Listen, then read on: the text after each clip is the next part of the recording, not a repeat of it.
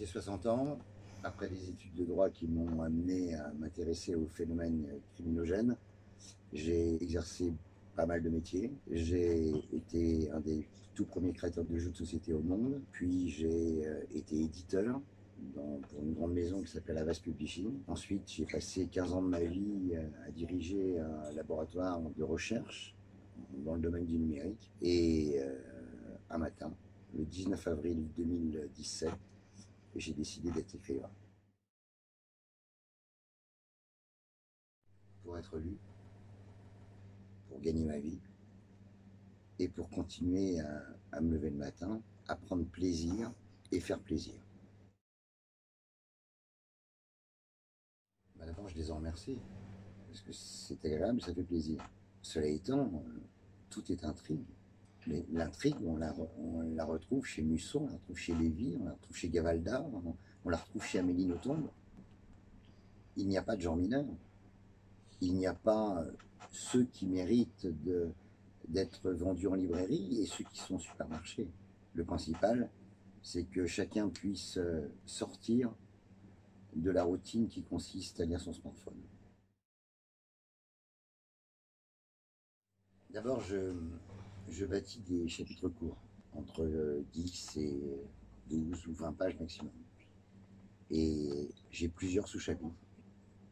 Et comme pour tout, eh bien, il y a un début, un milieu et une fin. Ce qui permet de faire rebondir l'intrigue, de répondre à des questions, d'en poser d'autres. D'abord, c'est un métier. Je me lève à 6 heures, je finis d'écrire à 20 heures. Vivre de sa plume, c'est un métier.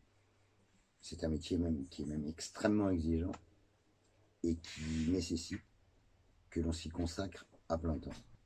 Le soir, avant de me coucher, je pense aux 2 ou 3 premières phrases que je vais écrire le lendemain matin et qui vont me tenir jusqu'au soir. Le livre est un produit. Il permet aux libraires d'en vivre, il permet à des éditeurs de dégager des profits et il permet aux écrivains d'espérer avoir suffisamment de succès pour pouvoir continuer à écrire.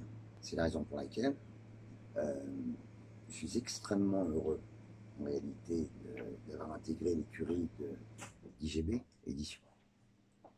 Parce que il y a une philosophie qui me correspond.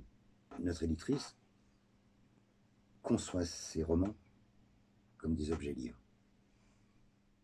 400 pages, 19,90 €, une couverture superbement imprimée, des annotations à toutes les pages, ou quasiment pour ne pas perdre le lecteur, et surtout, une volonté de notre éditrice de nous faire traiter des sujets sociétaux.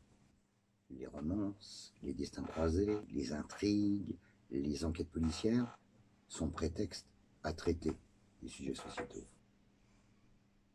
S'élever contre les violences commises envers les femmes, les exactions contre les enfants, la volonté de mieux être ensemble, de vivre ensemble, tout ça sont des sujets qui sont abordés dans tous les romans de IGB Édition et qui font qu'il n'y a pas de distinction de genre entre la littérature générale et ce que produit Madame Isard. La fiancée du 11 septembre, c'est l'histoire d'une jeune fille de 20 ans auquel il ne peut rien arriver.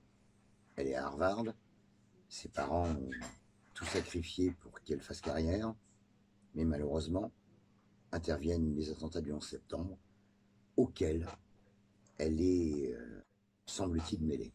Expulsée des États-Unis, elle part à la recherche de son identité, découvre l'histoire de ses parents, d'un grand-père qu'on lui impute et qu'elle ne connaissait pas.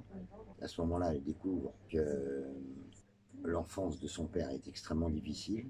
Elle est plongée dans les exactions nazies de la Seconde Guerre mondiale et dès lors, elle va venger son père et je ne vous en dis pas plus.